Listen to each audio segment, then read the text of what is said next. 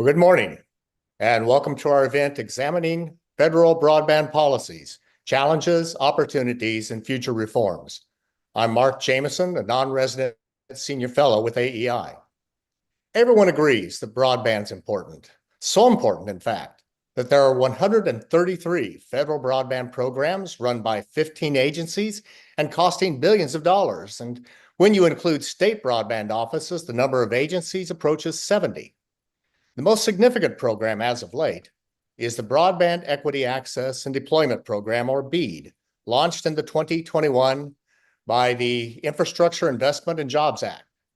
The National Telecommunications and Information Administration, NTIA, oversees this $42.5 billion effort, which states are implementing.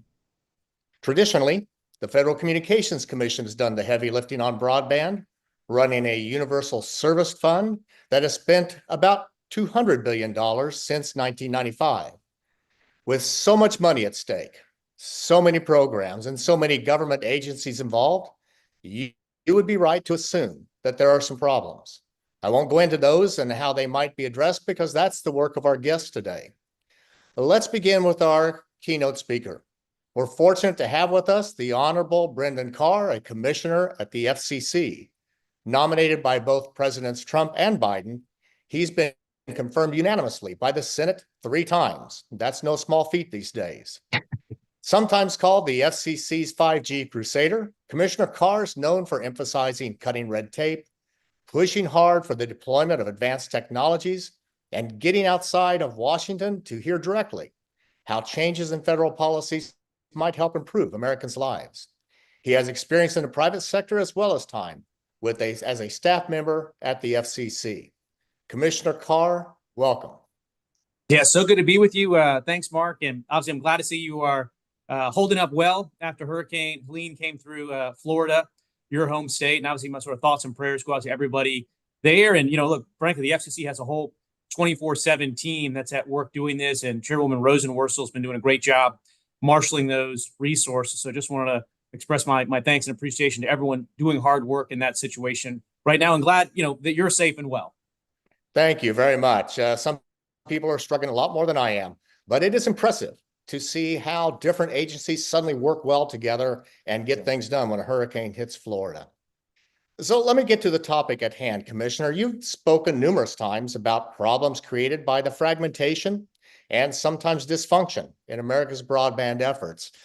I'd like to get your views on this, starting with the $42.5 billion BEAD program. What's going on there and why? Well, look, I've sort of not been too shy to express my concerns about where we are with this particular program. And in my perspective, it's a program that has gone off the rails. And I think that's a shame because every single one of us that are in this space, certainly every single one of us on the commission, are here for a pretty simple reason. We believe in getting high-speed internet access to every single American, and everybody on the agency, I think, has sort of been committed to that. I've been all over the country. I've been up 2,000-foot broadcast towers. I've been a mile underground to see a fiber run going to a sort of a Nobel Prize-winning research facility. Been all the way up in Utqiagvik, Alaska, America's northernmost point, and all the way down to Florida for one of the past hurricanes as recovery efforts were underway. And so, look, I was really pleased when a bipartisan consensus emerged in Congress to fully and finally end the digital divide.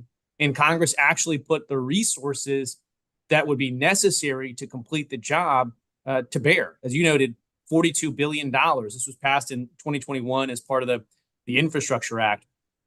At the time, President Biden gave a speech before a joint session of Congress, and he asked Vice President Harris to lead this $42 billion initiative to expand internet access to millions of Americans. And here we are at day 1,047, and we have connected exactly 0 people. Not one home has been connected through that program, not one business. And in fact, there's no construction projects that are even underway. The administration is now saying that the first ones won't start until sometime next year at the earliest. And most folks are looking at 2026 at this point in terms of, construction projects really ramping up.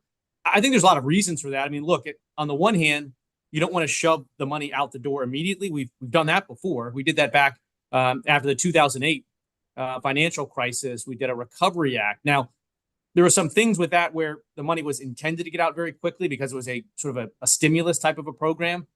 This one's different.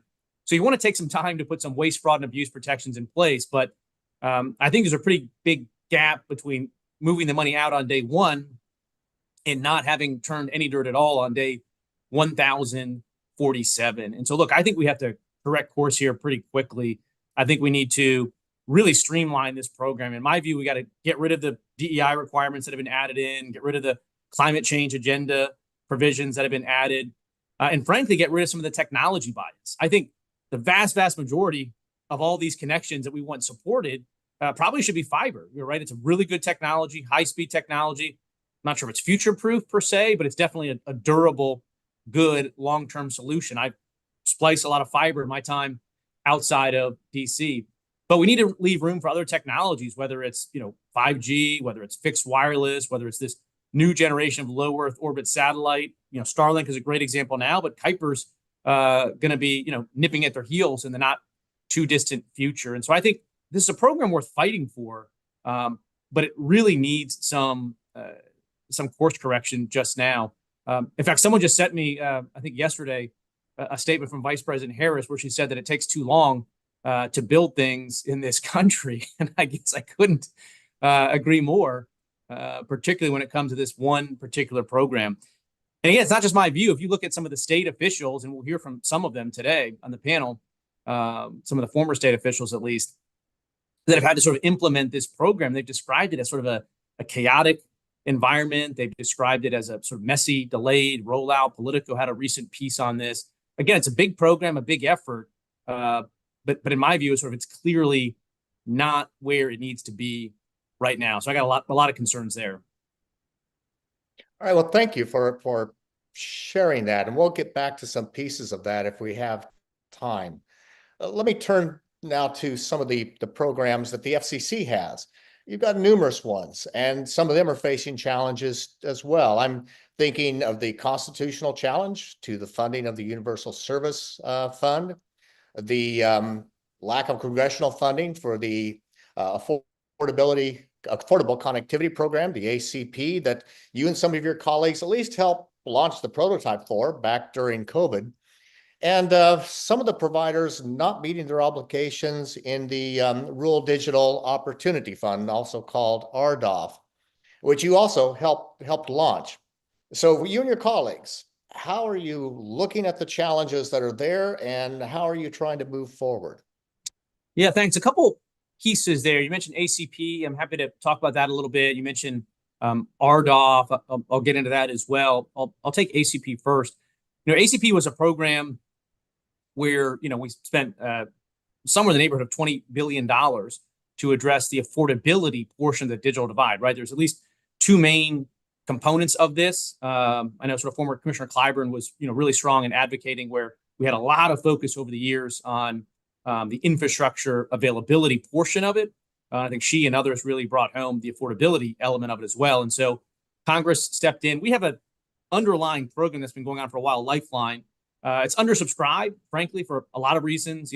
Partly the $9 is just not that attractive in terms of getting a program. But Congress stepped in with this new influx of money, significantly higher subsidy.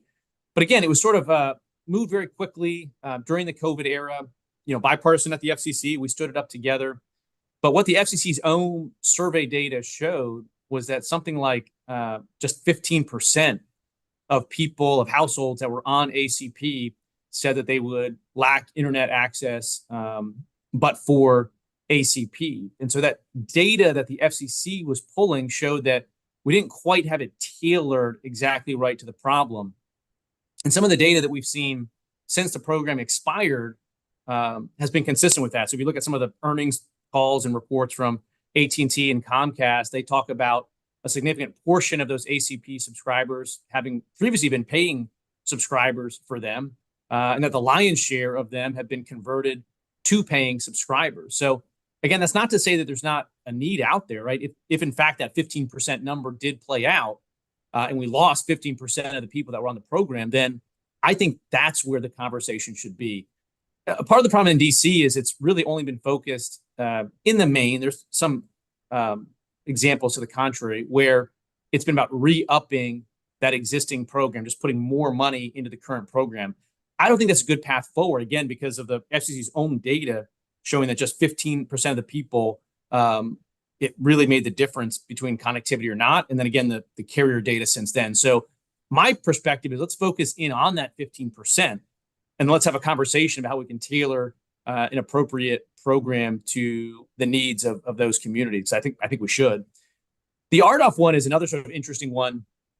It's funny, the more that BEAD has been rolling around the $42 billion program without turning dirt, you see some people sort of raise RDOF and say that there was issues there. And look, I'm not here to say that any particular program, whether it was ARPA before or BEAD or RDOF, is perfect. But some of the criticisms of RDOF have been a bit puzzling to me. So for instance, there was someone recently was saying that RDOF was funding things like Fisherman's Wharf in San Francisco and Apple's HQ, and they sort of highlighted those as examples in their view of sort of edge cases where there was authorized overbuilding. But the reality is RDOF had a mechanism on the back end where, in fact, we haven't ended up funding those areas that were cited at all.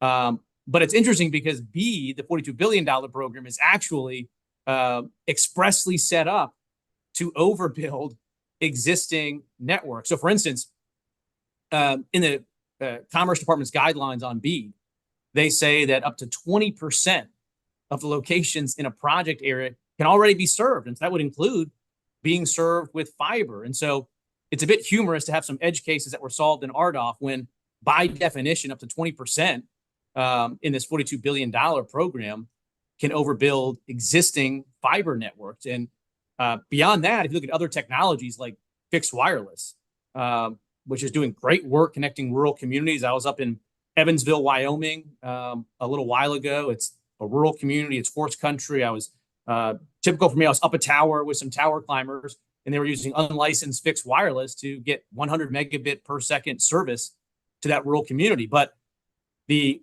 BEAD program through Commerce is going to treat that community as if it has 0 over 0 megabits because they don't count unlicensed fixed wireless. So in 100% of the cases where you have unlicensed fixed wireless, you can be overbuilt. So look, no program is perfect, but the RDOF sort of overbuilding concern doesn't make a lot of sense when you look at where the BEAD program itself is at.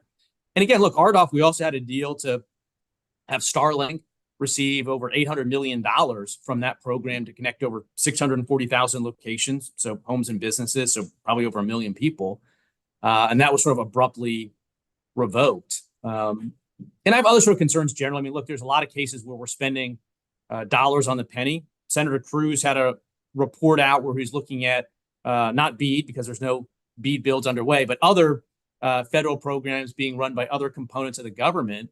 And he found that there's lots of cases where we're now spending $100,000 or more to support build outs to individual homes and businesses. I think those examples were in New Mexico that he had cited. And so, we're sort of not making progress in some places. We're spending too much money in other places. So we really got to come back in and say, let's go tech neutral, fiber where it makes sense. Probably shouldn't be doing fiber to places where it costs $200,000 a location. Let's look at fixed wireless. Let's look at Starlink. I think we have to get back to a little bit better of a blended approach there. All right, we'll come back to that targeting issue, as that's been a challenge in our telecommunications universal service as long as I've been involved, which is a long time. But as I read history, long before me, so that'd be good for us to talk that through a little bit more. The FCC has a lot of other issues that relate to broadband, a lot of other topics, a lot of other work it's doing. Would you mind talking about some of those that are affecting broadband, and what are your hopes for some of those programs or some of those efforts? Yeah, again, as you noted at the outset, there's something like 133 different internet infrastructure programs right now spread across 15 agencies. The FCC itself, as you note, has a number of them. Our main program is run out of the Universal Service Fund. That's a $9 billion a year program. We fund it through, we call it an assessment. Some people are arguing that it's a tax. I'll leave that to the courts to decide. But effectively, we put a percentage assessment on your traditional telephone bill. That's how we get the $9 billion. And that program, at least the funding mechanism, in my view, is really stuck in a death spiral. When you go back to many decades ago when I started out in this industry, I remember the very first project I did at a law firm when I was out of law school back in 2005 at this point, was tracking the changes in the USF contribution factor, that percentage assessment. And back then it had gone from like 5.25 to 5.5 to 6, and people were really freaking out about that trajectory. Well, flash forward to today, and we've blown through 30%. And so I think that's a real concern. It has competitive impacts in terms of some providers end up putting more of that bill than others, but yet they're competing in the same marketplace. And then in my view, if you step back, there's a lot of large technology companies that are really benefiting from this outlay. And so starting from the point of, if you're going to have a universal service system, if you're going to have people that are contributing, and there's debates about that going on right now, including in Congress, but my view is if you're going to have it, we should rationalize how that's paid in. But again, going back to that threshold question, there are lawsuits right now arguing that the FCC's current approach to funding these initiatives is unconstitutional, whether it's taxing power or violation of the sort of delegation or subdelegation doctrine. There's court cases right there. My view at a minimum is we should be very careful right now. I don't think we should be pushing the bounds of USF when there's some very sort of significant torpedoes in the water that go to the fundamental foundations of the program. I think we've seen that with some of this expansion recently on E-rate.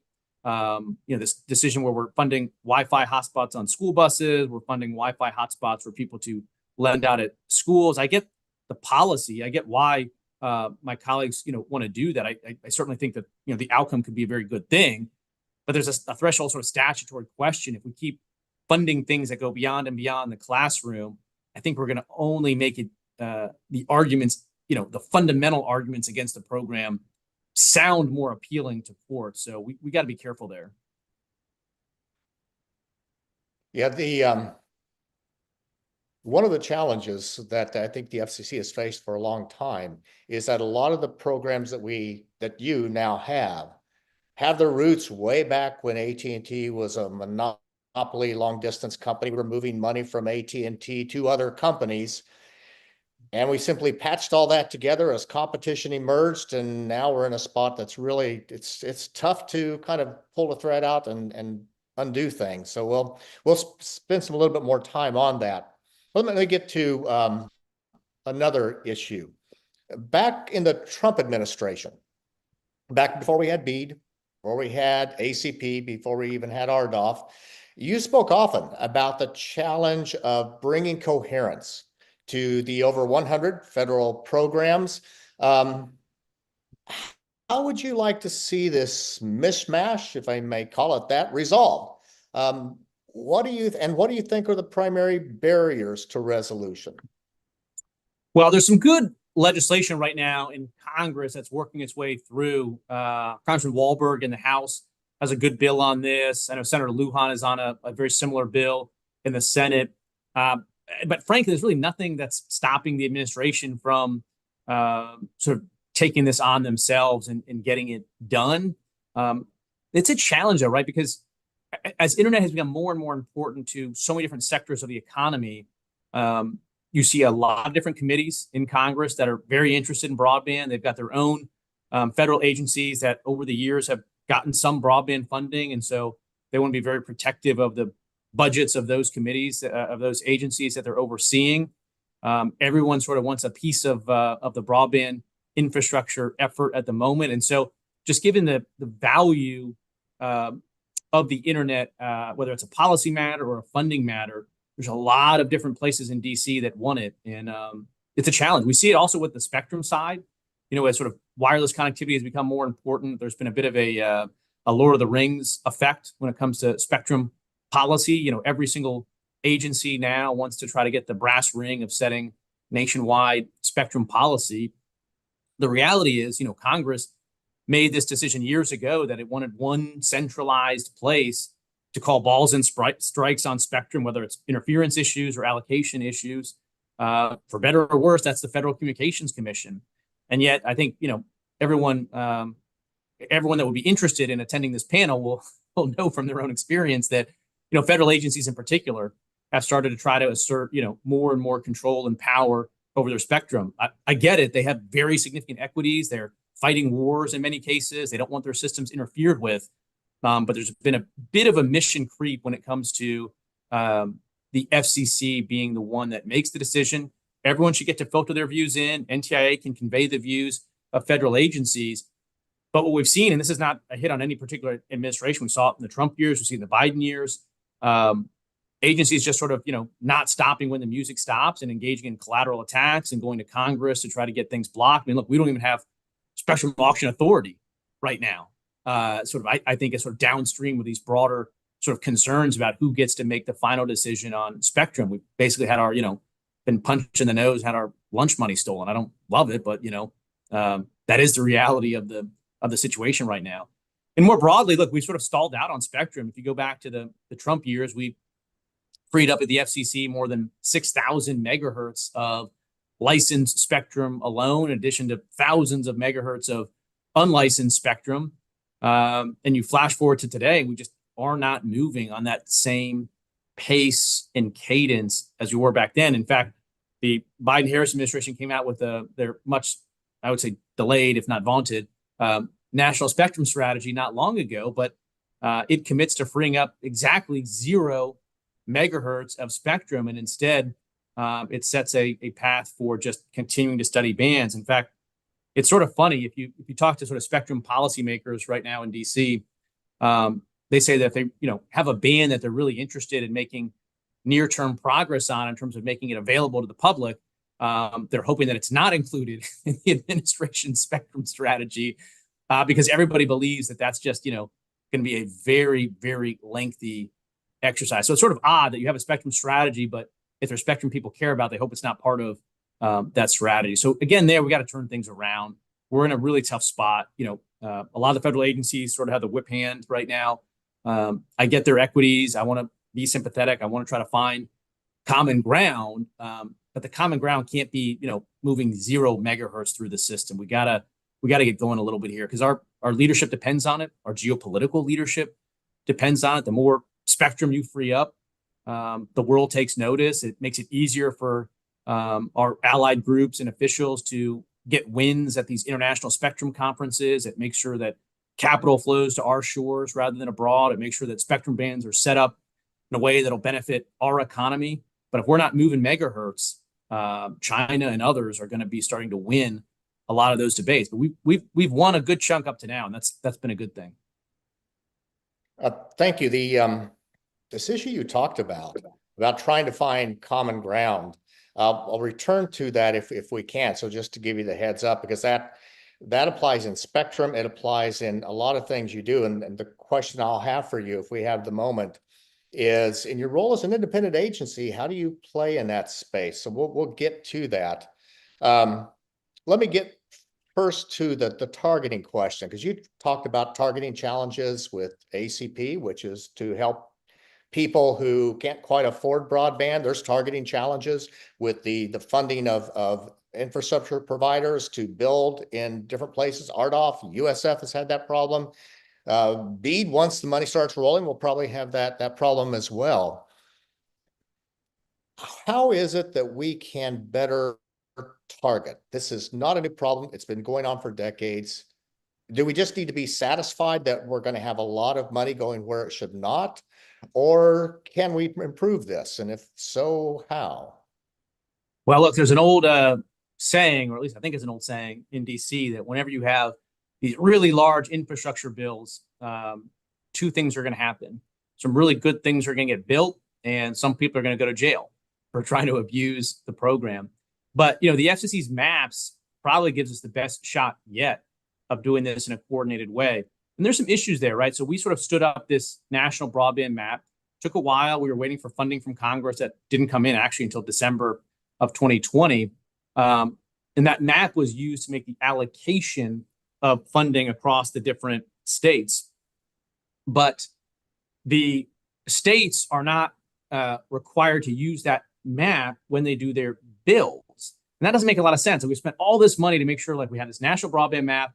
It shows you where there's connectivity, where there's not. There's issues around the edges still, but the agency is working on that. But now we don't have people being required to use that map. Congress also passed a really good bill. I think Senator Fisher, I believe, was on this bill where there was a specific funding map that was stood up. So you could see all the different funding programs funneled into a single map to help avoid overbuilding. But my understanding is not every agency is actually feeding their infrastructure builds into that map. So if we really stood that map up in a robust way, effectively compelled these other agencies to do it, that would be a good thing. So those are some of the sort of the challenges once you get past the policy cuts. But again, the policy cuts are part of it too. Should we overbuild private sector funds that have been used to provide 120 megabits per second service simply because they're using unlicensed, right? That's a policy cut that we've decided. And at the federal level, the Commerce Department, they've said, yeah, that's fine with us. And I don't think that's the right cut. So you got to get on board with the right policy, but then, the maps are a challenge. So we've got to sort of address it at both levels. I appreciate that. Like I said, it's been a challenge for us for as long as I can read history anyway. So one final question then, and this is to the trying to work our way through the try to find the common ground. For those who are interested, there's an excellent book by an AEI scholar called America's Covenant, and it addresses how does the Constitution set us up to actually be able to resolve these very conflicting views of the world. Excellent book. But in your position, your particular job, you're an independent agency, which it's supposed to mean anyway, that you hold everybody at arm's length and try to make decisions according to the facts you have before you and the law. And by keeping everybody at arm's length, that means your own political party, your own administration, the state, all various stakeholders of different sorts. So it's hard to step in and say, I'm going to provide leadership and help us find common ground. How do you do that in your job? What should people expect from the FCC or from FCC commissioners in that work?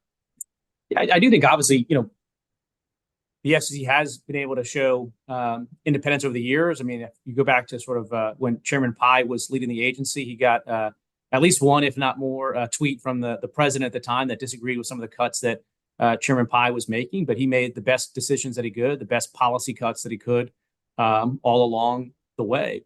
And I think one sort of fundamental point here goes back to some of these recent Supreme Court decisions. Loper Bright overruling Chevron, West Virginia versus EPA.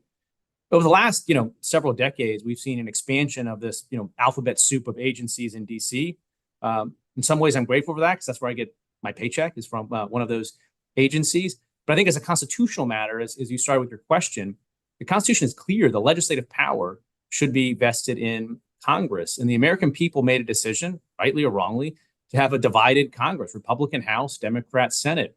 The result of that is they've decided there shouldn't be a lot of new laws that pass. And yet, at the agency level, there's thousands and thousands and thousands of regulations that are churning out, whether it's bipartisan votes or partisan 3-2 votes. And some people look at Congress and say, well, Congress doesn't get anything done. Of course, something good has to happen. An agency has to do it. But obviously, I think that's the wrong way of looking at it. Again, I think it's a feature, not a bug. But also, one of the reasons I would submit that Congress doesn't have to do anything is because they can go to their corners. They can stake out, sort of either pure or extreme positions, depending on your perspective. And it's okay because they can rely on an agency to come in behind them and to actually get things done. But if that backstop, so to speak, wasn't there, then I actually think the incentive structure would be for Congress to compromise, to come to the middle. But as long as you can hold out for total victory at the agency level, there's no real reason for you to compromise in Congress. So I'm hopeful with Loper Bright, with Jarsky, with some of these other administrative law decisions, to some extent, agencies like the FCC have less power and more of it stays with the people's representatives back in Congress. So we're almost out of time, Commissioner. Any final words for our audience? No, so good to be with you. Yeah, I'm personally looking forward to the panel. It's a really interesting time in telecom. We've got, convergence like never before with all these different technologies really sort of competing for high-speed internet in ways that we haven't seen before. And that also upends a lot of the policy silos that we've been running at the FCC. And so I think it's an interesting time, a disruptive time, and we have to sort of be quick and responsive to that at the agency. All right. Well, Commissioner, thank you for your time, for your comments, the leadership you provide in trying to resolve our broadband issues, and your consistency in working across party lines. That's just far too rare today. So thank you for your time. Yeah, glad to do it. Thanks so much.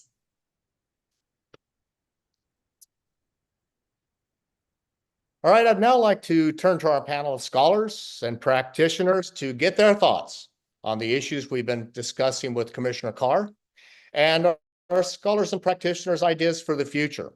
We have 4 people with us today. Leading off is Angie Cronenberg. She's president of Encompass, the Internet Competitive Networks Association. Some of you might have known that association as COPTEL in the old days.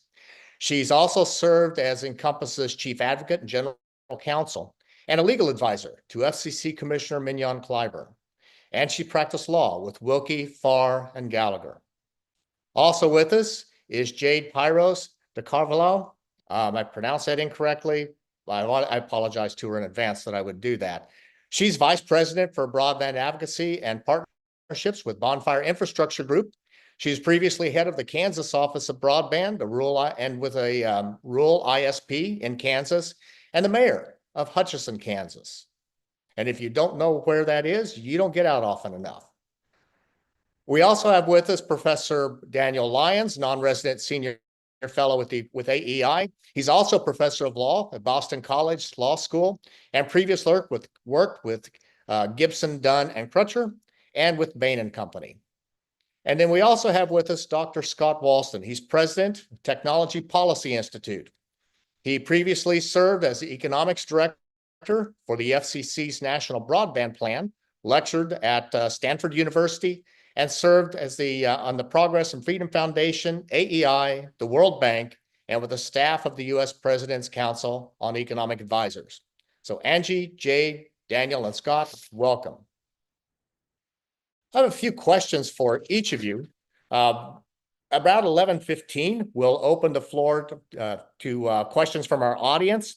So to our audience, if you have any questions, please email them to Kate Beinkampen at aei.org. That's spelled KATE.BEINKAMPEN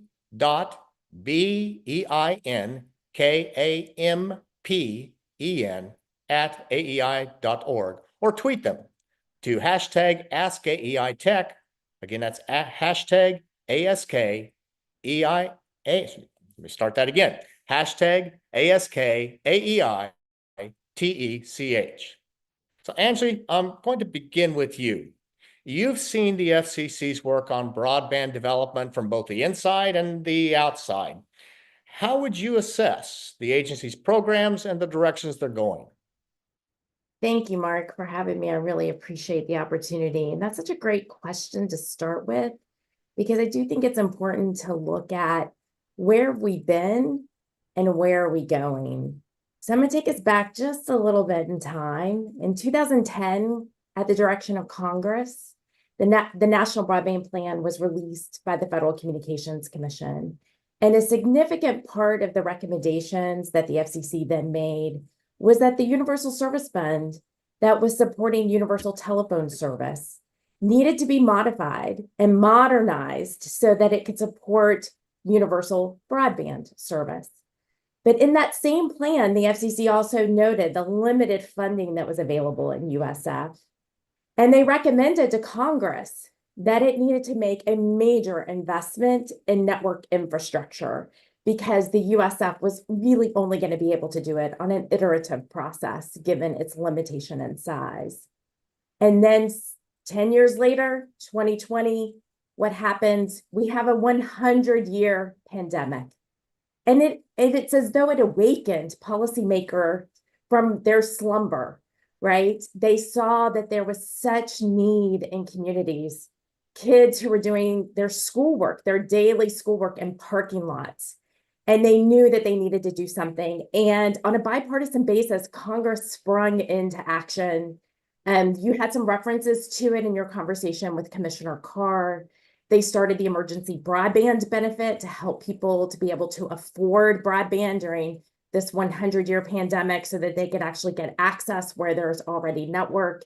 Then they also recognized that we needed some immediate network deployment happening. And in the rescue plan, they set aside $10 billion to try to get money out there as quickly as possible.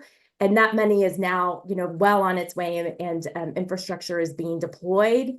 And that was really considered like the down payment. And then on a bipartisan basis in the Senate, they negotiated the Infrastructure Act, which led to more funding so that the emergency broadband benefit could turn into the Affordable Connectivity Program. And then also $42.5 billion for the BEAD program and $1 billion for middle mile. Middle mile are the middle parts of the network that ultimately need to connect the last mile with the internet backbone.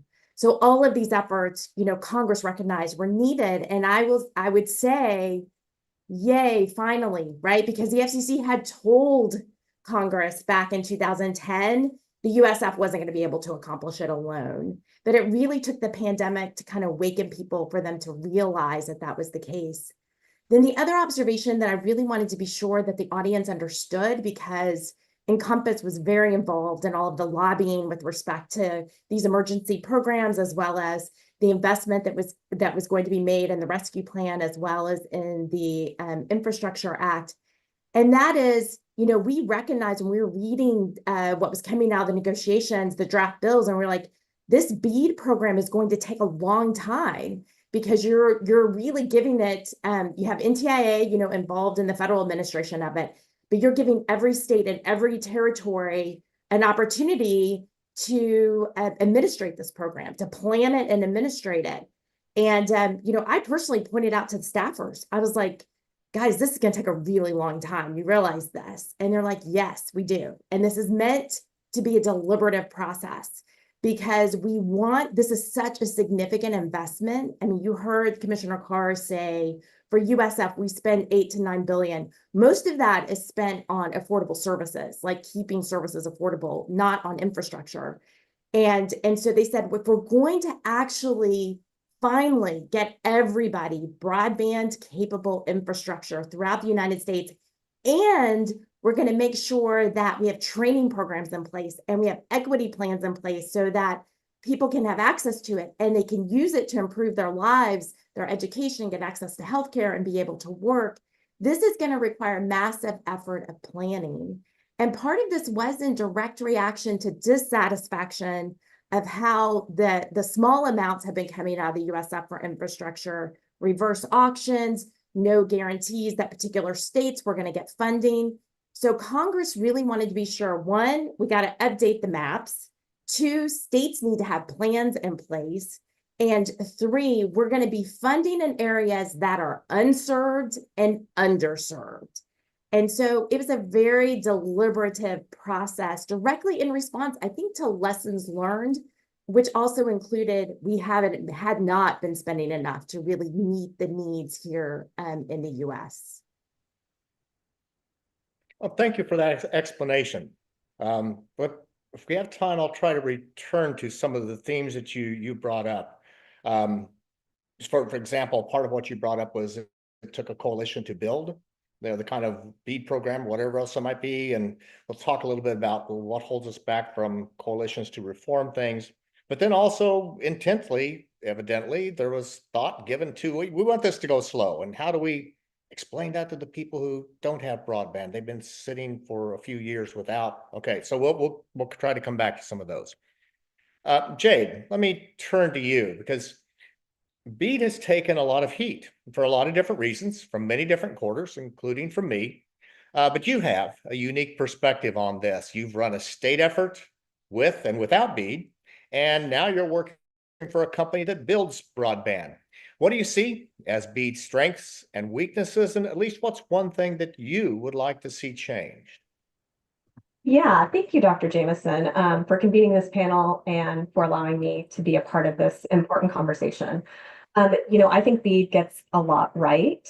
It represents this, extraordinary opportunity to completely bridge the digital divide. It's an ambitious program with the noble goal of universal service. So I think the universal service goal is one thing it gets right.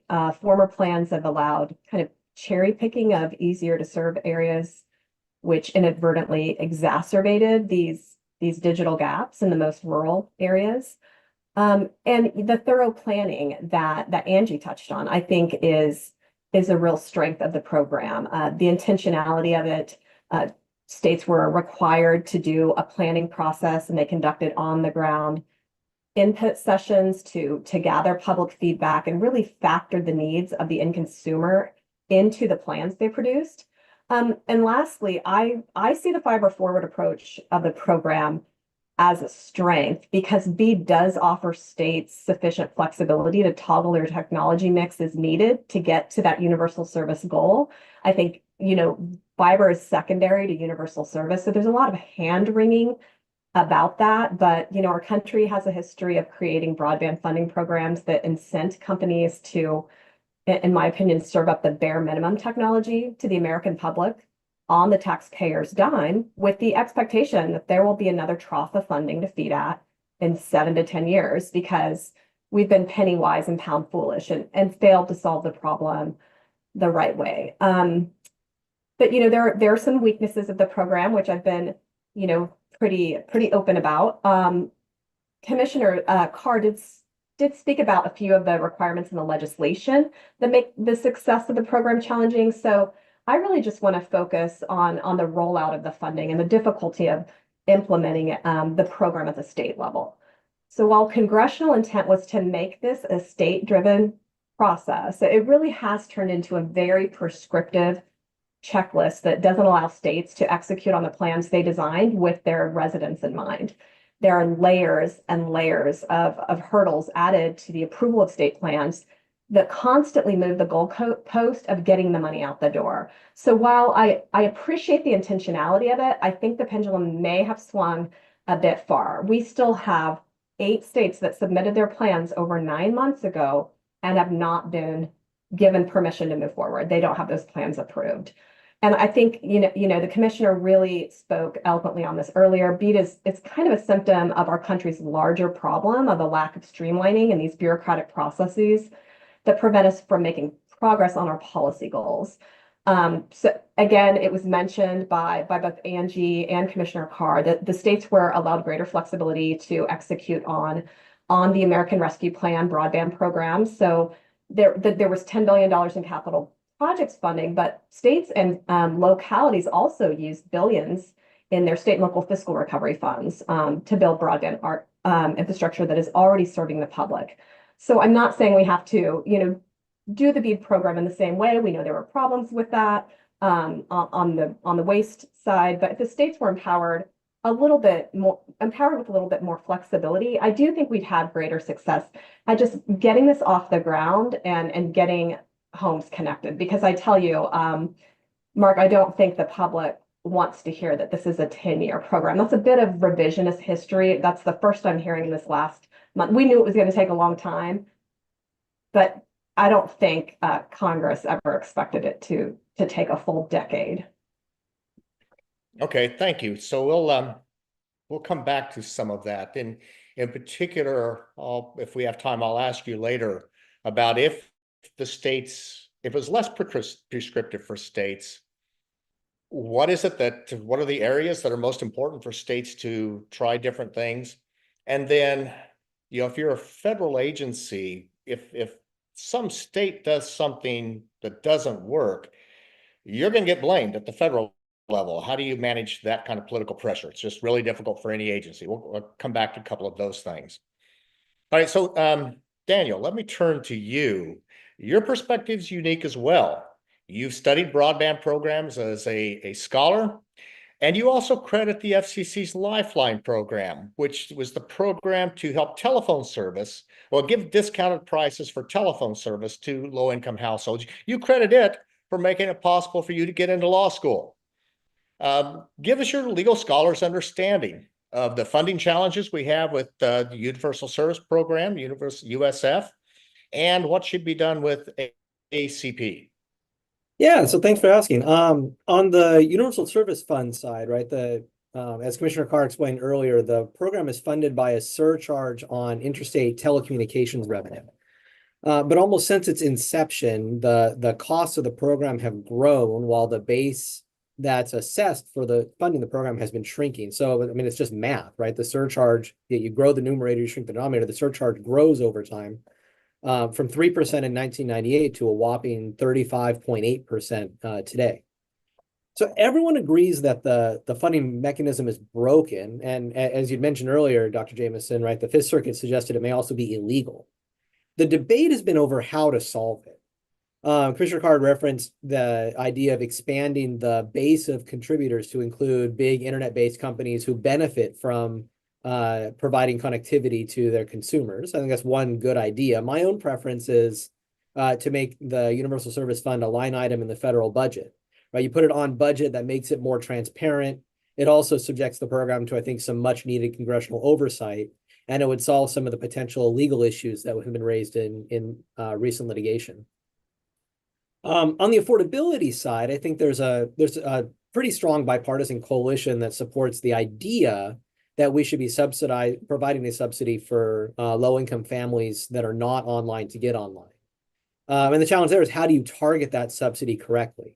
Right, so you'd raise the question of targeting with Commissioner Carr with regard to BEAD. We have sort of similar problems with the way that ACP was rolled out. ACP gave $30 a month in subsidies to any family that was earning less than 2 times the federal poverty line. And the concern with that is that most of the money was flowing to families that were already connected. So if ACP's goal is to identify families that are not online and get them online, somewhere between 80 and 85% of that money was not going to close the digital divide. It was instead going to subsidize families that were not really at risk of dropping off the network without the subsidy. And so this gets, I think, to the broader question, the critique that I've leveled for years at both ACP and at Lifeline before it, which is it's a good idea, but good idea doesn't justify policy. You have to assess how effective it is. Is it actually accomplishing the thing that you want to accomplish? With regard to ACP, we need to do more study on what are the drivers of low-income non-adoption, right? Who are the families that aren't online? Why are they not online? And to target only that segment of the population as much as possible for the right amount of relief that would get them online and actually close the digital divide. All right, well, thank you, Daniel. So we'll come back to that targeting issue again, and because one of the things that I'll ask both you and Angie about, and other people can chime in as well, is that if we change targeting, someone who's receiving money today receives less tomorrow. And how do we then still build a coalition to have some sort of change? How do we do that? A lot of my work in telecommunications regulation was in this space of how do we change programs.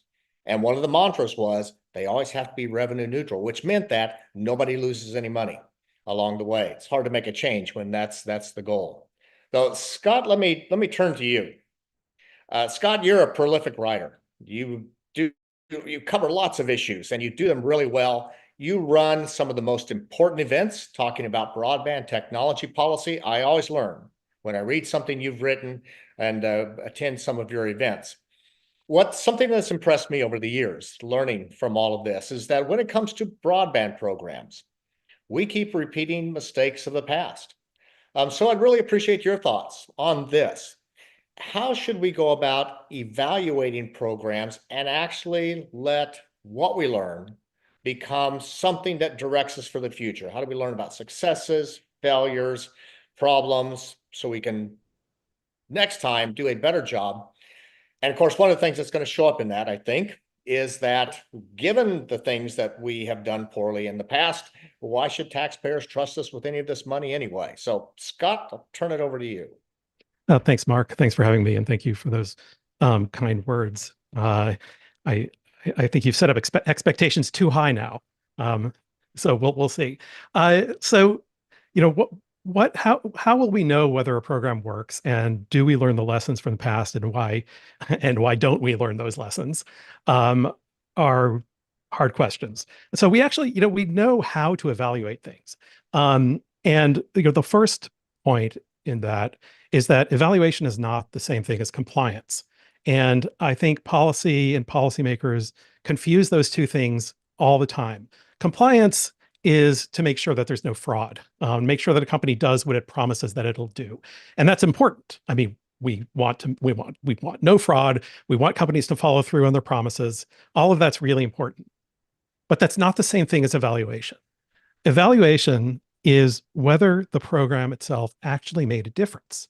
And making a difference doesn't mean that if the company promised to connect 1,000 locations, that 1,000 locations were connected. That's the company doing what it said it would do, and that's good. But if those 1,000 locations would have been connected anyway, then the program did nothing. If a different 1,000 locations were not connected that would have been, and instead these 1,000 are, you've just sort of shifted resources around and you've done nothing. And we never, ever focus on that, or very rarely. And we don't seem to have a political appetite to do it. I don't know whether it's because nobody's ever around long enough to be held accountable for that kind of thing, because it's too hard to explain. But the programs are also political. Everybody, we have these high-minded ideas about making sure that we connect everybody. And I think most people involved in the programs, including the people at the agencies who try to implement them, their champions in Congress and elsewhere, believe, want these good things to happen. They mean well. But there's also, politicians also benefit from this. Money flows to their districts. Companies benefit because they get free money from the government. And different types of technology providers lobby hard to make sure that their technology is the preferred one. And so all of that makes it hard for us to appreciate whether if a program actually works or not, and then to draw the right lessons from it. Because if we draw lessons from it, it may not benefit the people who who currently benefit. And so, of course, you can kind of see from this is that the group that's missing is consumers. We tend not to value consumers in these programs. And one way at the highest level to see that is that it's these low-income programs that tend to get the least money. And because they have they have the fewest constituents. And it's the infrastructure programs that get far more money. And you can see also that consumers being ignored in this by the way we choose projects too. Though this question of how long it takes the money to get out is part of that. So one thing that matters is not just the quality of the connection, but how long it takes to get out there, right? If something is so valuable that some people say it's a human right, why is it okay to make them wait 5 years when they can have connections, much, much sooner with not the fastest technology, even especially when that technology is sufficient to provide everything that they need to do. And that doesn't mean that one technology will always beat another. It doesn't mean that satellite's always better than fiber. We know that technologically fiber is superior. And especially in the edges of existing networks, fiber can get out quickly. It'll be best. But as you get to further, as you get more and more remote, it obviously becomes more and more costly and takes a lot more time. And consumers value time. Something that you get tomorrow is worth more than something that you get in the future. And we know that in every other aspect of policy. Regulations take this explicitly into account, and they use a discount rate to try to balance benefits and costs now versus benefits and costs in the future. We don't do that in broadband programs, and we absolutely should. So, I think sort of that's a whole combination of things that has kept programs from being successful and makes it hard for us to draw the right lessons from them. And you ask why taxpayers should trust any of these efforts. I don't think taxpayers should ever trust efforts. And that's not to say that because government is bad or anything like that. It's because you always want transparency.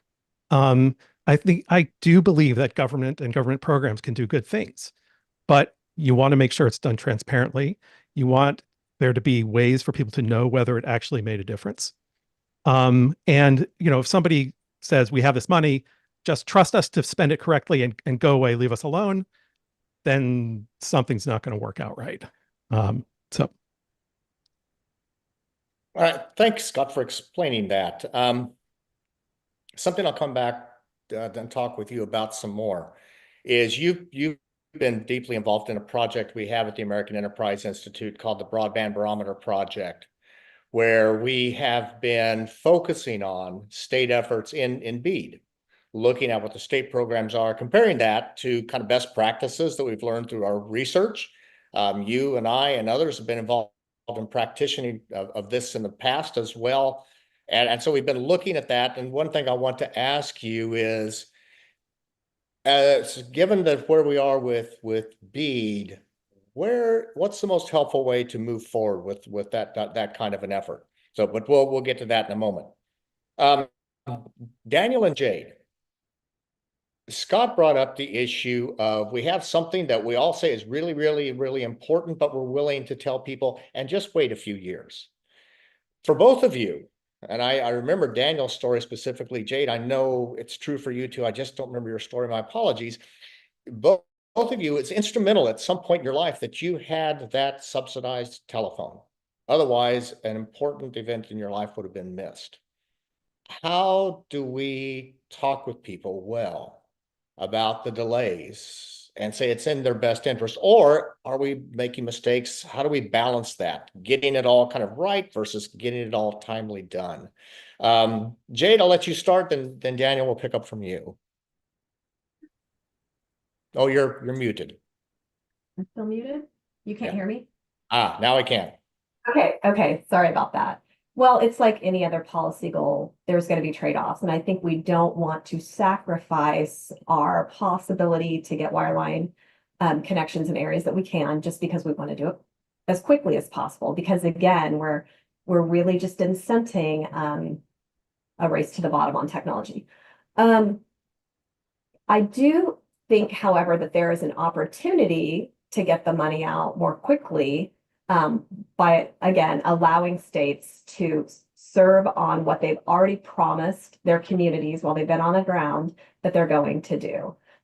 So I really just think it's not that hard. Mark, I was with a company that built 350 plus miles of fiber in the winter in 3 months during the pandemic, because once you get approval from the permitting side and from, just the go ahead to move forward on some of these programs, the actual building doesn't take that long. So it is exceedingly frustrating for these residents that with much fanfare heard 3 years ago that, they're going to get internet, and then we would get calls weekly, just getting ripped apart at the state, like where is my internet? So it takes constant communication and part-time counseling of these residents to let them know where we're at each stage. And that's why it's so difficult when the goalpost continues to get moved, because you're making promises to your residents that you can't keep. It's not within your power to deliver on. So no easy answers, but I would just say it's like anything, it's trade-offs, but we're making it harder than it needs to be. Okay, so part of that, so I set it up as a trade-off between the quality of a decision and the timeliness of the decision, but you said that there's actually some other factors that are taking place, that are in there, that maybe really shouldn't be quite so important. Okay, thank you. Daniel, your thoughts on this? Yeah, so I think I largely agree. I think Scott put it well when he's talking about the role discount rates usually play. I think another way of saying that is you want to make sure to avoid the problem of the perfect being the enemy of the good, right? And you have to recognize that there is a cost to delay. And if that cost is to consumers, then you need to be able to lay out to those consumers, like, look, I know you're not getting the cookie now, but here's the reason why that 5 years of delay is important. And even forcing the government to make that case, right, I think helps expose whether it is a good idea or not. So some of the stuff that, some of the delays that Jade was referencing are things like permitting processes, right? Well, you say, well, we need to go through detailed, lengthy permitting processes to make sure there's no environmental damage coming up or something like that, right? Explaining what it is in a way that satisfies me as a consumer to say, okay, I understand why I have to bear the cost of waiting. If you can explain to me, there's a good reason why. But what we're doing right now is largely obfuscating that delay and not providing the transparency as to the rationale, because we're not recognizing that delay as a cost. And I think that's a real problem from a democratic accountability perspective. Okay, thanks. Angie, you teed up that issue for us and talking about the negotiations. Yeah. Tell us a little bit, if you don't mind, why that trade-off was thought to be a good one, and is it like what Jade said? There are other things that have intervened that maybe that Yeah. really wasn't the thing that Congress and the staff had in mind. Well, and you don't see an effort, right, of Congress going back up and opening the statute to maybe address some of the issues that Jade and Daniel are talking about. But at the time, keep in mind, they're looking at history, right? They're looking at what the USF has accomplished so far. And they're like, that's not good enough. If we're going to spend tens of billions of dollars, we do want to get the fiber technology as far out as possible. I mean, those were the conversations that were happening. And they wanted the states to be directly involved in all of this planning, which, is a direct result of them feeling as though the FCC's prior efforts, while all well-intentioned and did a lot of good, right? Some states had gotten left out and still had locations that had not accomplished any kind of network infrastructure being built. So there were trade-offs that were taking place. They also felt like the $10 billion in the Capital Projects Fund was going to help alleviate issues. They thought the middle mile project funding needed to be happening quickly because that was then going to be available for the last mile that was being built by BEAD, right? So it was like a ladder effect that was happening. And as I think someone had said, none of these projects and programs are going to be perfect. There's always trade-offs that are taking place. I do believe, to kind of respond to something that Scott had said about potentially would we have gotten network built there anyway, I think with respect to fiber, the answer is no. I think we would have, my observation in the last 10 years in particular with the private sector, and maybe Jade, since she was in the private sector too, with the ISP, has observed the same thing. Where there was already an opportunity, return on investment, they're already building to those places, right? We're really talking about the remote areas that need the funding, very much like, I know many people refer to this as the electrification of the United States, back in the 30s. What are we going to do to ensure as many locations are as connected as possible to the technology that's really needed for the future, for the nation, for our economy? And that's a big, big effort, right? And so the combination of that goal, along with wanting to be sure that every state was going to be treated equitably and fairly in terms of how much money they were going to get to be able to use to do these significant builds. And then along with the planning that was needed by the states, and how many states didn't even have state broadband offices, right? The planning, the involvement with their local communities, ensuring that there was going to be a real effort to not just deploy network, which is key, but also to ensure that consumers and businesses know how to use it, right, to the best ability, so that they can build their local economies. That's a mass. I mean, I'm just like, that's a lot of work that's going into this to really make it a success. And it's my hope, the goals that were long set out by the FCC in 2010, right, will finally be achieved. And where we can find places to do the speeding up and the streamlining, as Jade has suggested, we think is key. And we at Encompass have been working kind of across the states and with localities to get ready for the permitting that's going to be coming, and what they can be doing to improve their permitting situations now. We've been working with Congress to potentially pass legislation to deal with railroads. Railroad crossings are a real problem. They're expensive and they take a lot of time for fiber providers. And really encouraging the House to pass the American Broadband Deployment Act. So there's a lot of other work that could be done. I think in order to help streamline and speed up these projects. I know several of the states, I mean, many have already been approved for their plans, right? And now are moving into the next phase. So we're getting closer and closer to when the process for choosing the ISPs for doing these builds is getting closer. So there's a lot of work that needs to go into getting the towns, the cities ready for what's about to happen. And so the industry, the public interest groups, the regulators, both federal, state, and local, coming together to work on all of this to speed it up, I think is a fantastic idea. And Encompass has really been involved in encouraging all of that work and helping where we can the localities that are facing some of these issues of like, well, what have other localities done to speed up processes, to give them examples. Here are some ideas of ways that you can streamline processes. Thank you for your explanation on that. And Scott, I'll ask a little bit on the evaluation piece, but I'll come back to the issue that you were raising, Angie, because it's come up before about the permitting issue. And so I'll be asking, how can we get this resolved? Because this has been around forever as well. Scott, as I listen to Angie talk and you, I think you're talking about slightly different things. There's some commonality, but you're talking about, I think, differently. Could you elaborate a little bit on what you mean by, something that might have happened anyway, or at least the achievements might have happened anyway? How does that look to someone who studies these ex post, and well, how's that work in a political environment or policy environment? Well, let me build up to that by commenting on a few things. So I think Daniel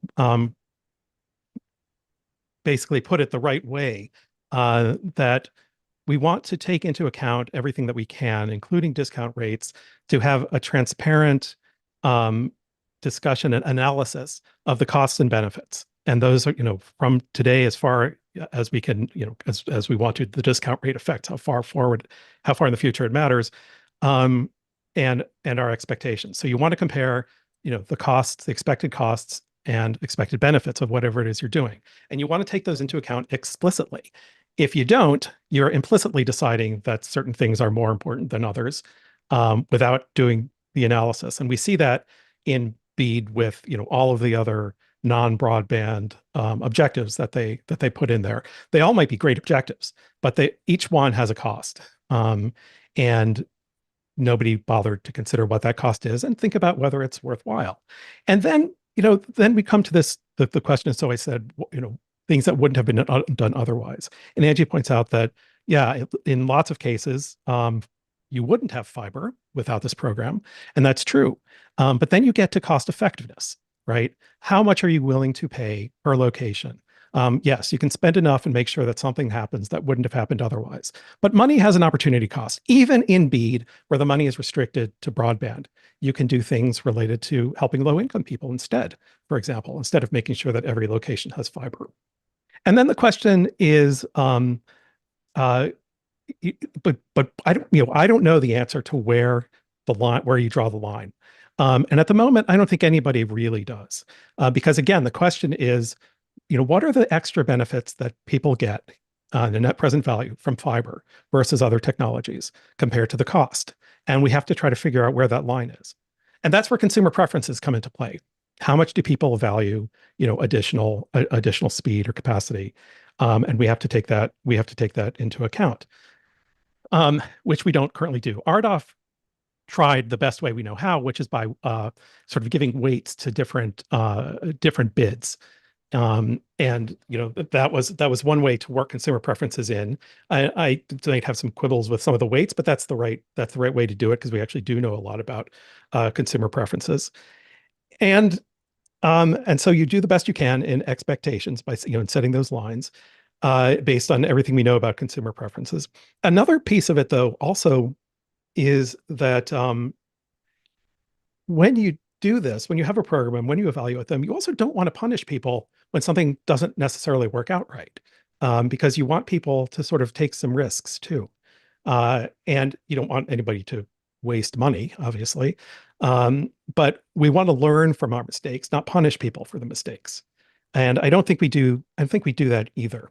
I don't think I answered your question. I just sort of talked around it for a long time about some other things. That's So if you fine. want to ask me again, go ahead. No, it just has struck me. And this is one of the reasons why we got into the Broadband Barometer project.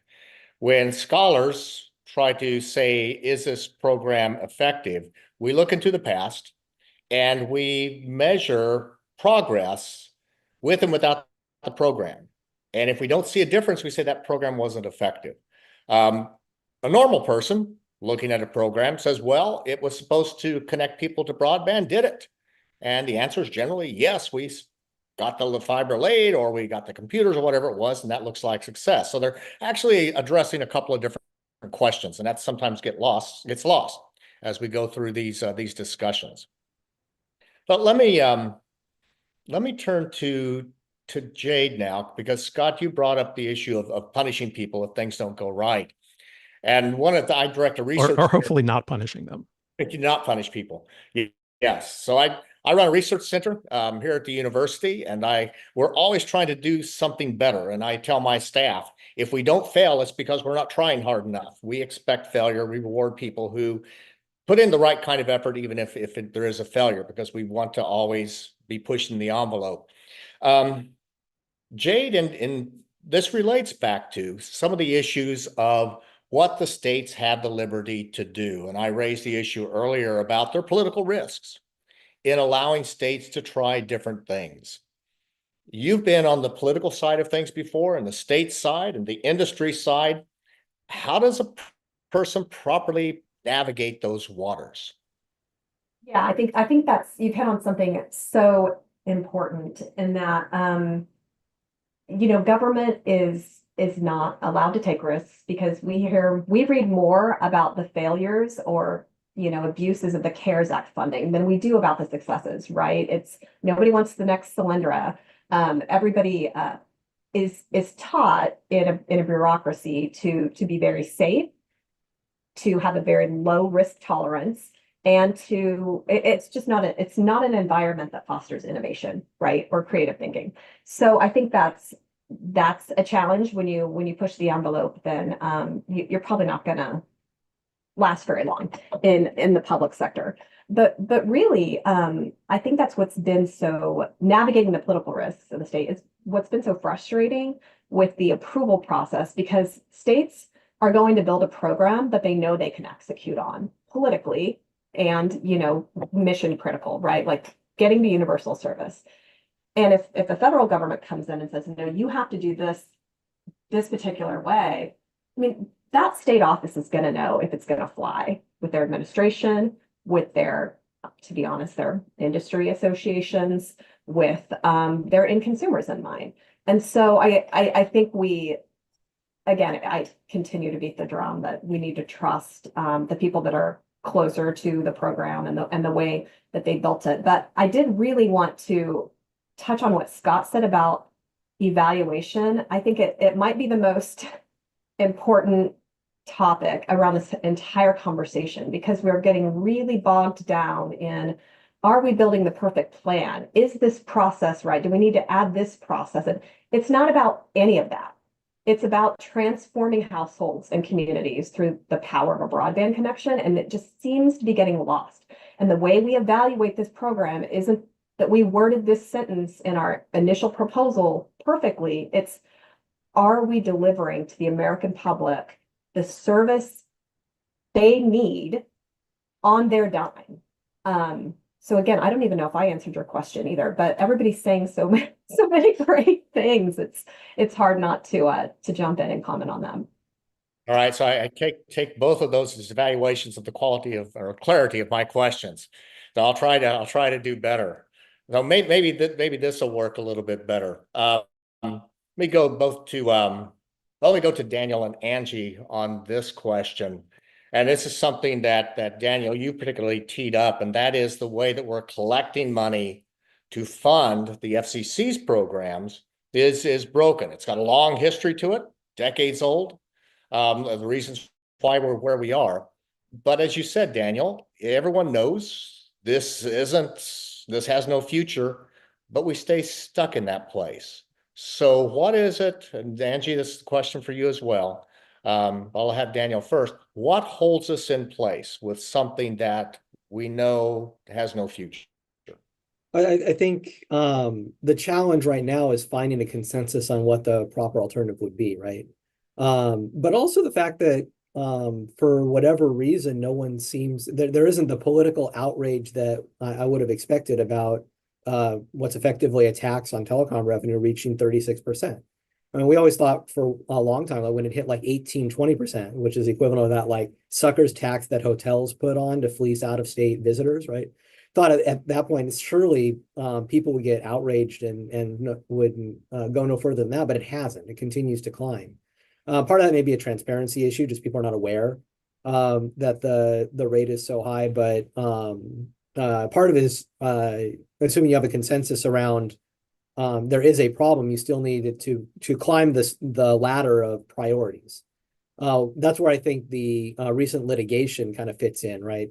The Fifth Circuit found that the funding mechanism is potentially unconstitutional.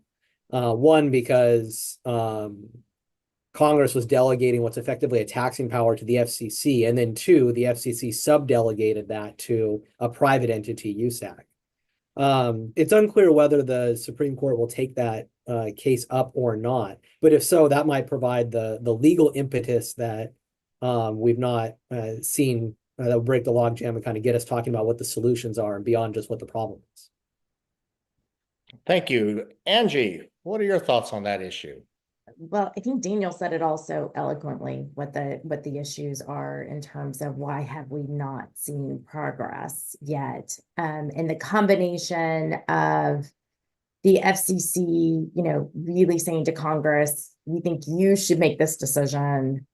Then Congress, has a lot on its plate, right? But then also just has not managed to find agreement amongst themselves yet. And then the litigation is a significant overhang. I have described USF reform as like reopening the 1996 Act.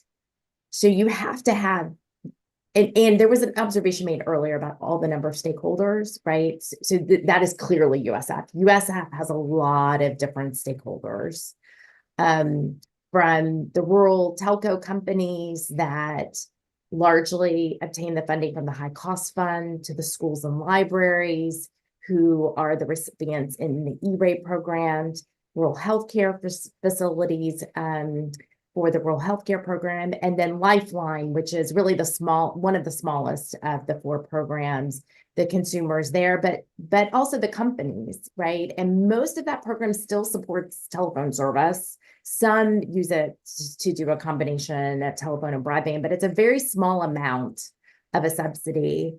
But that's a lot of different types of stakeholders in this fund. And then you have those who are contributing as well.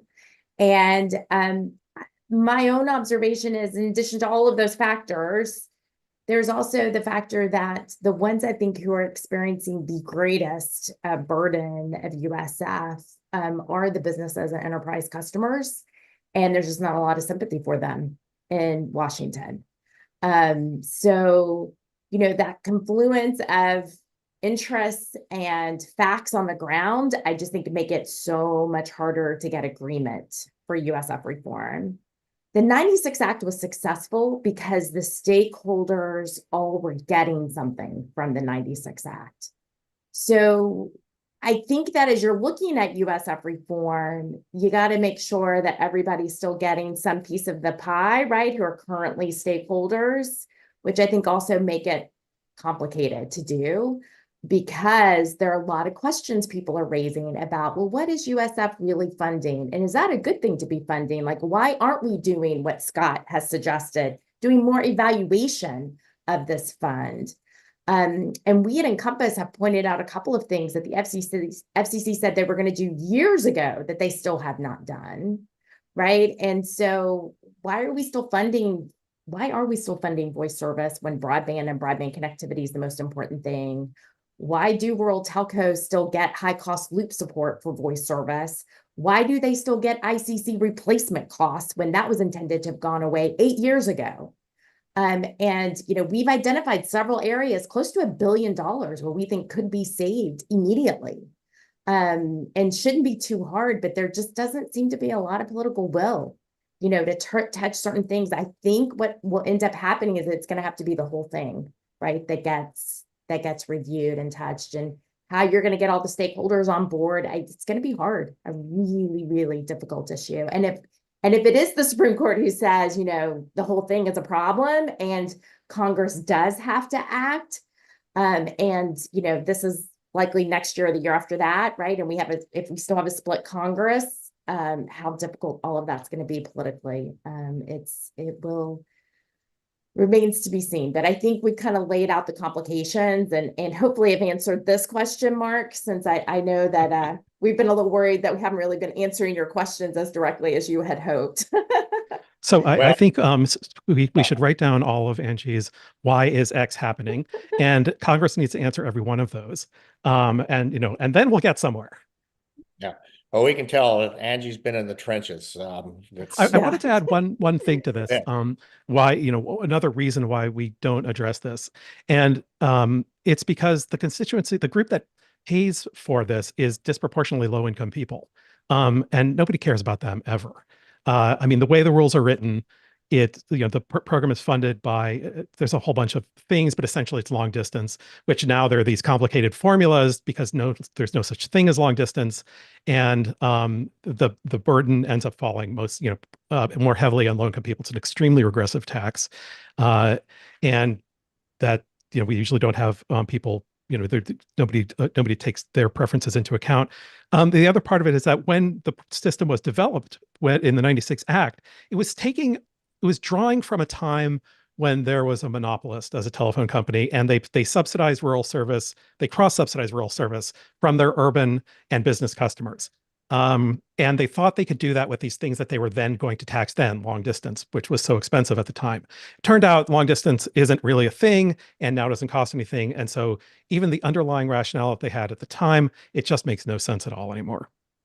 And I wanted to also just add, just factually, the point Scott made is true in terms of the percentage. It's almost a 36% tax.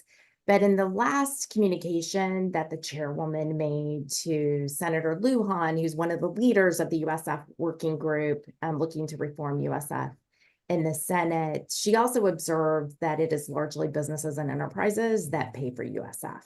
Right, they buy the most of these telecom services, and so they are paying a significant percentage of the USF, and I think there just isn't a lot of sympathy to fix that problem for them. But I do think it is important to think about this as a regressive tax, to think about how it skews a competitive marketplace, as the commissioner had talked about earlier, and these are all points that we have made. Unfortunately, they haven't won people over to actually act fast on this problem. I had referenced the National Broadband Plan from 2010. So the National Broadband Plan, this is one of the recommendations that it made that has not been fulfilled by the FCC. And that was, we needed to right size the contribution factor for USF. And so that's, it's because it's so politically difficult. We have put a lot of academics into this discussion as well to talk about, how do you do it in a way that doesn't skew the marketplace? How do you do it in a way that ensures that not only will people be able to continue to get the services that they want, right, but that they're getting them affordably? And those are all really important conversations to be having. I know that Professor Lyons had discussed how, in his view, the least market distorting way to do this is for Congress to be appropriating the money. And if our goal as a nation is we are going to provide affordable broadband service to everyone, it seems to me that is a really important national goal. And it is something Congress should care enough about. And with the courts now looking at Congress being the policymaker as a constitutional matter, right, and needing to have this oversight of the agencies it is really important for Congress to be contemplating its role and what it should be doing vis-a-vis the USF. And so we've been encouraging folks to look at, again, the appropriations model as a potential way to solve not just a legal problem, but also solve the USF problem in a way that doesn't distort the markets. Thank you. Let's just remind the audience, if you have any questions for our panelists, please email them to Kate Beinkampen at aei.org. Again, that's KATE.BEINKAMPEN at aei.org. And just tweet it to us, please, at hashtag AskAEITech. Let me just shift the paradigm a little bit, because Angie, you brought it up here, but Jade brought it up in a post she had on LinkedIn recently, comparing where we're at today with broadband to rural electrification of a long time ago. And it has parallels. It was done similarly with rural telephone service, developing it too. And these were very different programs. With rural electrification and rural telecommunications, those programs, they were loan programs where a company or a group of farmers, and I'm old enough to have seen some of this happen, not with those, but with water, that they applied to get a loan from the federal government. And they had to have a business plan, how they were going to repay the loan. And that is how the system worked. It wasn't an ongoing subsidy. You had to actually have a business plan. Eventually, at some point, the state regulators would say, well, okay, you've missed this spot over here, so add this to your business plan going forward. And that's how that system works. So very, very different than today. Would you see that as kind of a thing that you would like? If you're going to compare today with rural electrification, would you see something more like that? Or would you see something more like what we're doing, our processes for grants, et cetera, from governments? And Jade, I'll start with you. Then Angie, I'd like to hear your thoughts as well.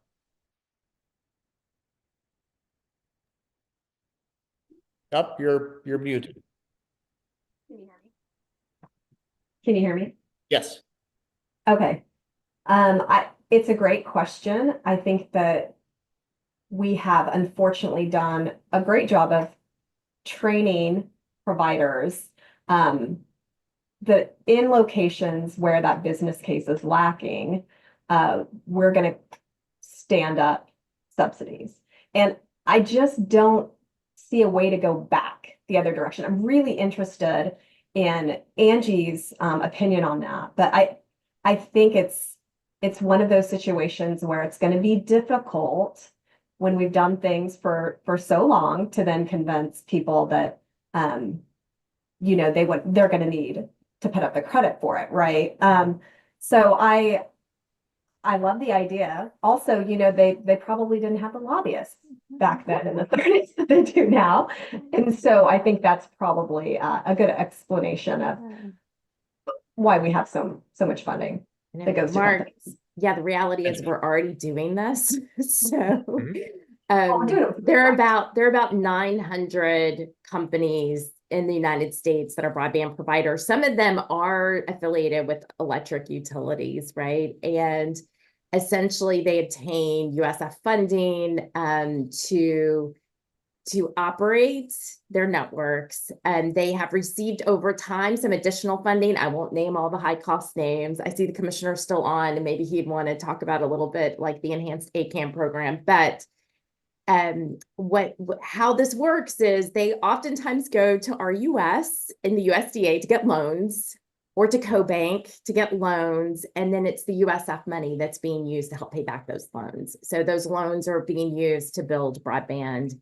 But even those companies, have found it difficult to reach everywhere. And they too had locations that qualified for BEAD funding. And one of the actions that the FCC took, and I believe it was last year, is they gave some of those companies an opportunity to take additional USF money to meet essentially the same obligations as under BEAD. And that money's coming out of USF versus the BEAD program. The upside for BEAD is it kind of gave some states a little bit more room, right, to work in. And so, that model does exist. It's not everywhere. It serves a significant part of the land mass in the United States, but in terms of the number of customers, it's a pretty low number. If folks really want to understand kind of the history of USF high costs and kind of how all this works, I think, the National Broadband Plan did a really good job of kind of laying out the USF. And I got to give kudos to Carol Maddie, who wrote Chapter 8 about the USF. So you can kind of get a better understanding of how this traditionally has worked.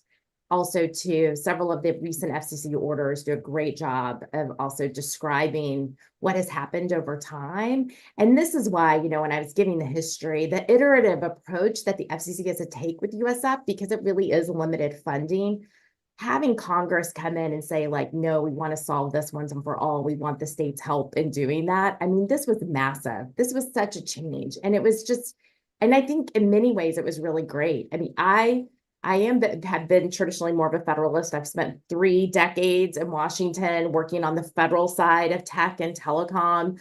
I was a little surprised, right? But ultimately, I think it's a good thing for folks in their states like Jade and many others to have such a significant role in making sure that once and for all, everyone in that state can get connected to really high-speed broadband service, which I believe is critical for the U.S. economy.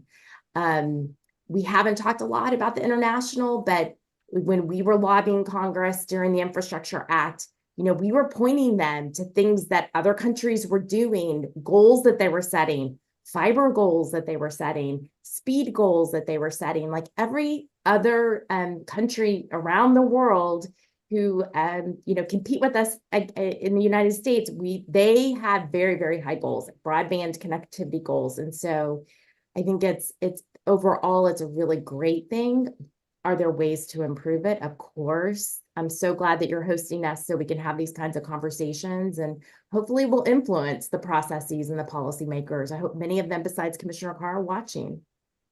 I would be interested sometime in better understanding how our U.S. loans compare to the way that electrification was started, because Yeah.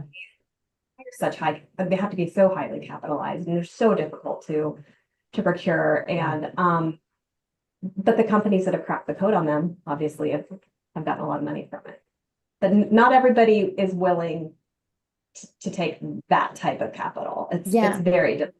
And many of, we represent competitive ISPs, and many of them, choose not to participate in these programs, right? And then some of them do a combo, like they may, like where they can edge out network, they may do that. I was on a phone call yesterday with our members, and some of them are still looking at BEAD and making decisions about whether or not it makes business sense for them to do it. We do have more companies in the marketplace today than ever before, which is great. And I think there's a lot of opportunity potentially for companies. But I think there's also opportunities for many of these co-ops who've been serving their communities to edge out their networks as well, and to do it in a way where they can serve more of their local citizens, and meet their objectives that they have to build more community, more economic opportunities in their communities. I wanted to say a couple of things. Sure, Scott. One, we always make this comparison to rural electrification, but that actually took a long time. And I said sort of facetiously a couple of years ago, something I wrote, that if we want to make sure that broadband, we lay broadband as fast as electrification, we'll have to wait another 30 years to find out, because electrification we're so much further ahead in terms of broadband rollout. Not that that's an excuse for where we don't have it yet. And the question about loans versus grants is a really interesting one. And I think Jade hinted at, what it really is. And it's the question of where do we want to put the risk? And it's, both of them affect the cost of capital and the risk. Who's taking the risk? Is it the company or the firm? And probably different situations call for different answers. And I don't know which is the right answer where, but that's really, I think, what we're talking about when we ask that question. All right. Well, thank you all for your work. I have about 30 more minutes at least of questions, probably more, but we're already over time, so I'm going to have to stop but we'll get back to it because these are questions that are really, really important to the country. And I appreciate all of you taking the time to do it. If I had to summarize some of the things we've heard, some underlying themes are that the trade-offs we have to make in getting policy choices made. That we need to not just understand better the effectiveness of programs, but get those communicated well, so the people who are taking next steps understand some of the consequences of decisions being made, but then the real complexity of building a coalition to actually get something done. And that's really complicated as well. We'll keep working on those. So let me just thank you, Angie, Daniel, Jade, and Scott. Your insights have really been excellent. We'll be back onto this. The battle to do this well is just never ending. I'd like to thank everyone for being with us today, our audience, and the AEI staff for making all this possible. Please watch for further events from AEI, including on this topic, and share your thoughts with us. Let us know what else you would like to see our scholars address. Thank you all very much.